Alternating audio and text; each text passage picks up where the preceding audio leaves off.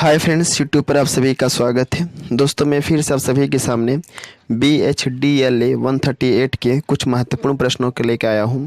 और यहां पर आप जितने भी प्रश्न देखेंगे वे सभी किसी न किसी परीक्षाओं में जो हैं, प्रीवियस ईयर की परीक्षाओं में ये सभी प्रश्न आए हैं और आने वाले परीक्षाओं के लिए भी ये काफ़ी इंपॉर्टेंट साबित होने वाले हैं, क्योंकि यहाँ पर जितने भी प्रश्न आप इस वीडियो में देखेंगे वे सभी प्रश्न हैं, सिलेक्टिव प्रश्न हैं और प्रीवियस ईयर की परीक्षाओं में पूछे गए हैं। तो अगर आप इन प्रश्नों को देख लेते हैं या पढ़ लेते हैं तो आई थिंक जो है आप अच्छे स्कोर कर पाएंगे इस सब्जेक्ट में।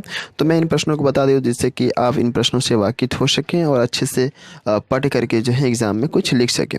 तो पहला प्रश्न है, पूस की रात कहानी का प्रतिपाद्य या उद्देश्य क्या है? तो पूस की रात कहानी का प्रतिपाद्य बोले या उद्देश्य बोले तो प्रतिपाद्य का मतलब ही होता है उद्देश्य। बहुत से ऐसे बच्चे होते हैं जो कन्फ्यूज हो जाते हैं कि पूस की रात कहानी का प्रतिपाद्य मतलब क्या होता है। तो मैं बता दूं, प्रतिपाद्य मतलब होता है उद्देश्य। तो पूस की रात कहानी का प्रतिपाद्य उद्देश्य लगभग प्रीवियस ईयर के में जो है बहुत बार प्रश्न यह पूछा गया है, इसलिए मैं इस प्रश्न को वीडियो में शामिल किया हूं क्योंकि यह प्रश्न भी एग्जाम में आ सकते हैं। दूसरा प्रश्न है, वैष्णव की फिसलन निबंध का सार।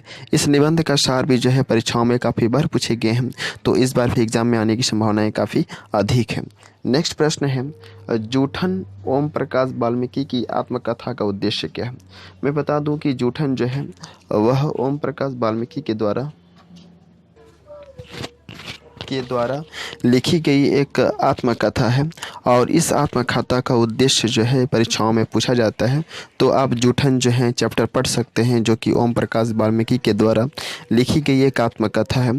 और इस आत्मकथा का उद्देश्य क्या है, इस आत्मकथा के माध्यम से ओम प्रकाश वाल्मीकि ने क्या कहना चाहा है उसको आपको अच्छे तरीके से पढ़ लेना है जिससे कि आप एग्ज़ाम में कुछ लिख पाएँ।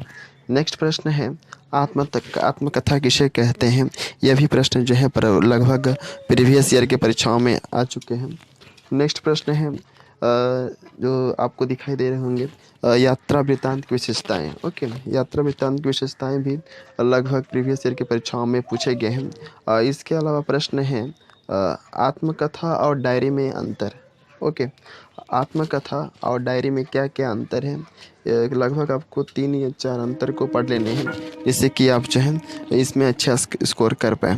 नेक्स्ट है प्रश्न, जीने की कला का विचार पक्ष पर प्रकाश डालें। यह भी प्रश्न जो है लगभग प्रीवियस ईयर की परीक्षाओं में पूछा गया है और इस बार भी अगर आप एग्ज़ाम देने जा रहे हैं तो इस बार भी आने की संभावनाएं काफ़ी अधिक हैं। नेक्स्ट प्रश्न है, जो कि 8 नंबर है, वह है जयशंकर प्रसाद की काव्यगत विशेषताएं क्या क्या हैं?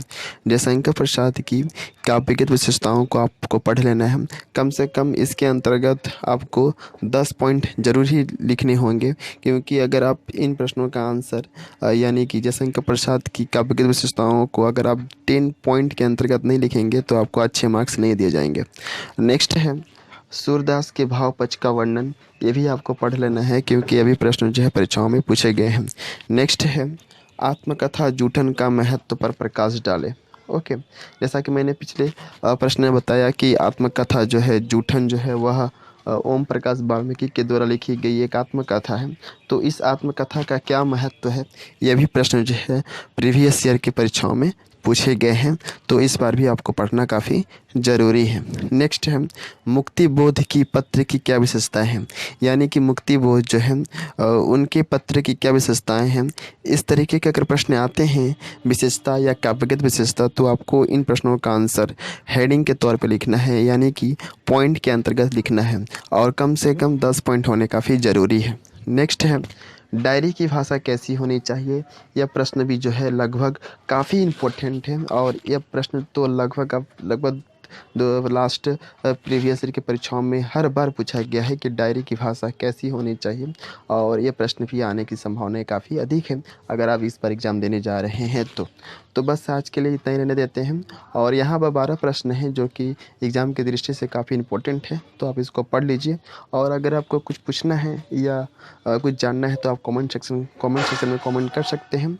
और एक चीज़ बता दूं कि मेरा इग्नू लर्नर बोल करके, फिर से बोल दूं, मेरा इग्नू लर्नर बोल करके एक टेलीग्राम चैनल है, वहाँ पर आप ज्वाइन हो सकते हैं, क्योंकि मैं जब भी कोई वीडियो बनाऊँ तो आप जो है वह वीडियो तुरंत मिल सके। तो आप टेलीग्राम में ऐप को डाउनलोड कर लीजिए और वहाँ पर इग्नू लर्नर सर्च कीजिएगा तो मेरे बहुत सारे वीडियो आ जाएंगे, जो कि मैं वहाँ पर इमीडिएटली जो है वहाँ पर वीडियो को अपलोड कर देता हूँ, जिससे कि आपको वहाँ का तुरंत वीडियो प्राप्त हो सके। और मैं वहाँ पर PDF भी प्रोवाइड कर देता हूँ, जिससे कि आपको कुछ हेल्प हो सके। तो best of luck for exam. Thank you.